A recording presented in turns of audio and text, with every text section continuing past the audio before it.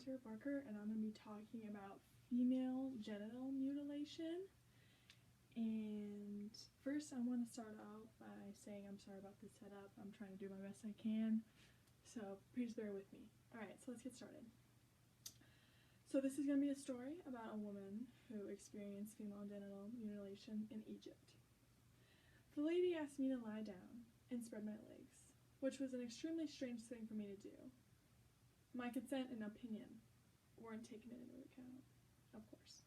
She pulled my pants down and told me to stay still, and I won't, and it won't hurt at all. Well, my grandma sat there, watching. Then it happened. She cut me and put on some antiseptic. Finally, I was given the promised chocolate and taken back home to forget the day's event even occurred. And I found this from Equality Now on July 2021. Alright, so FGM has caused women horrible trauma, but what's coming next is how it was organized, or how it originated. Okay, so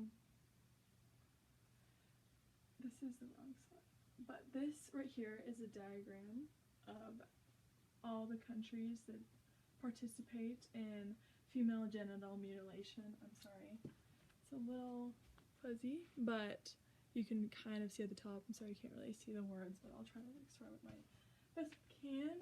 So at the top we have Somalia, which is right up here, and then a little bit further down we have Egypt. So Egypt is one of the highest places that does this female mutilation, but it's not even the top percentage on this chart, which I think is just astonishing. Okay, so how it originated was for religious reasons and preservation of virginity, enhancement of sexual pleasure. So this female genital mutilation, it attempts to control women's beauty, modesty, and sexuality. So 125 million girls and women in Africa and Middle East have had female genital mutilation occur.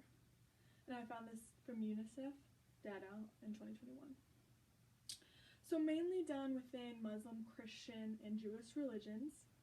So from 28 on 2013, I have some stories from 1609 and 1799. So in 1609, a group near Somalia had a custom to sew up their females, especially young slaves, to make them unable for contraception, which makes them sell better, both for chastity and confidence and the trust in their masters. And in my next slide, I'm so sorry. It talks about income level and education. So I just thought these are correlated because it talks about slaves. And for the higher the education, the lower the percentage of women who have been given female genital mutilation. And then in 1799, Egyptians practiced female circumcision and infiltration to prevent pregnancy in women and slaves. So FGM originated thousands of years ago and is still happening today. What I want to talk about next is the effect of FGM on the women. Okay, so the causes of women major health. So the causes are major health problems, and it tries to enforce restrictions that are poorly executed. So the major health problems are severe bleeding, problems urinating, cysts, infections, infertility, as well as complications during birth. And I found this on Shegel in 2021.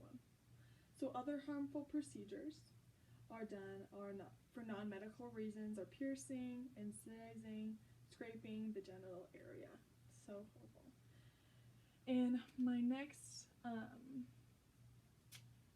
slide right here, my next visual, I'm sorry again you can't see it, I just have a diagram right here of showing who FGM was performed by. And in Egypt, it says about 25% was performed by a doctor, and then in the middle, it was about probably 5% was performed by a nurse midwife, and then I'd say about 50% is done other traditional, which means some other random person that usually does it in the town or in the area. And then urban and rural, which are just the eastern, Middle East area, which is roughly the same. Rural has a little bit more of the other traditional. And then in this diagram right here, it's just talking about the areas of Egypt with no education, the richest who have been undergone FGM. So the highest percent we have right here is no education, or the poorest 20%. And then Egypt and rural. It's just astonishing to see that the less education you have, the less protection you have really against this kind of stuff, because a lot of these women, they think that they agree with this practice just because it helps with adultery in the marriage.